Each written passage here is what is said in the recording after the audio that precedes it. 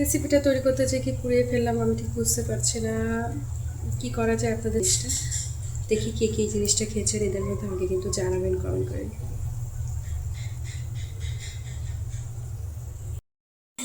চাটা এখন সবার জন্য আমি ঢেলে নেব। আমার চা যে ছাকার যে ছাঁকনিটা ওটা আমি খুঁজে পাচ্ছি না, এভাবেই ঢালছে, আপনারা এভাবেই দেখুন।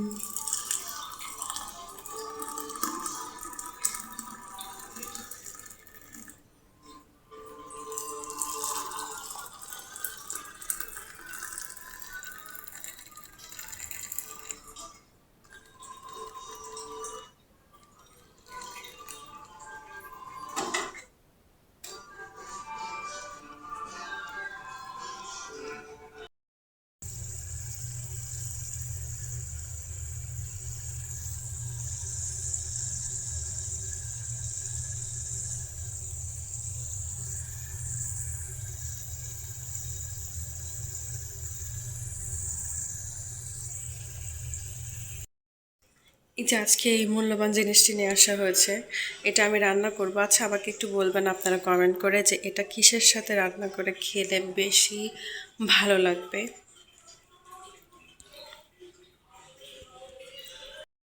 আসসালামাইকুম everyone, welcome back to my new another blog.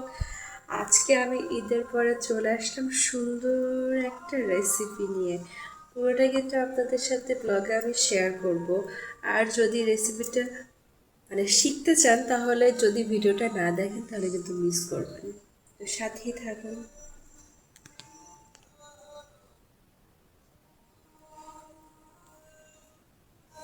যেখানে আমি একটা তাওয়া দিয়ে নিয়েছি, ওটা আমি হিট দিচ্ছি। ব্যাস, এটা যখন একটু হিট হয়ে যাবে আমি তারপরে এখানে সয়াবিন তেলটা দেওয়ার পরে এগুলো ভাজতে শুরু করব।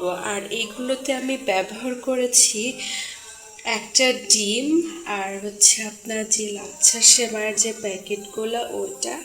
পরবর্তীতে এই গোল আকার কিংবা ডিজাইন করার জন্য আমি মুটকিটি ব্যবহার করেছি। আর এটাতে একটু তেল ব্রাশ করে দিয়েছি, কারণ তেল ব্রাশ করে না দিলে কিন্তু এটা গায়ের সাথে লেগে যাবে। চিনি ব্যবহার করেছি, লবণ দিয়েছি, এটাই।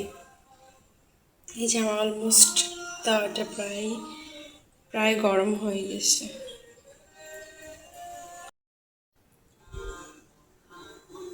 আমি কিন্তু একা কোনো কিছু খাই না। এই তো সবার জন্য চা কমপ্লিট অলরেডি। চাটা কিন্তু দেখেন আমার হাঁড়িটা কিন্তু পুড়ে গেছে, এটা তুলতে বেশটা কষ্ট হবে। আমাকে জানাবেন আমার চাটা কেমন হয়েছে।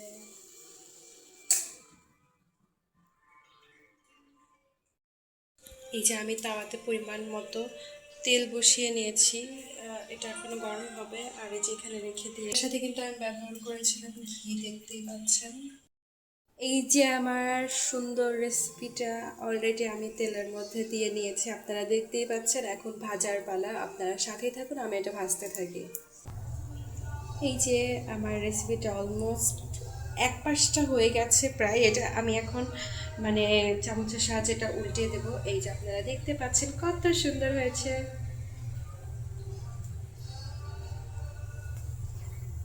ওই দুঃখের বিষয় কি জানেন, আমি একটা পাশে অলমোস্ট পুড়িয়ে ফেলেছি, এটা নিয়ে আমার খুবই চিন্তা হচ্ছে।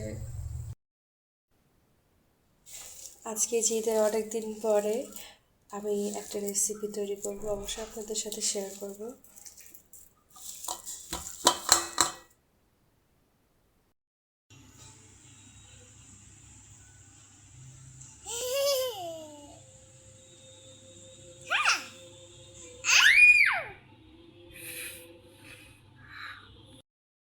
সকালে ঘুম থেকে উঠে আমি আমার পুরো কিচেনটা ক্লিন করে নিয়েছি। এই যে পুরো ক্লিন, একদম ঝকঝকা চকচকা, আপনাদের সাথে শেয়ার করছি। আর এই যে এখানে মাংস ভিজাচ্ছি, এটা রান্না করব আমার বাচ্চার জন্য। ব্যাস, সাথে থাকুন। এখানে দুধ চা বানানো হচ্ছে সবার জন্য। আর আমি কখনো নিজে একার জন্য কিছু করি না। এখনও চায়ের কালারটা আসেনি, তবে কালারটা চলে আসবে যখন জ্বালানো হবে।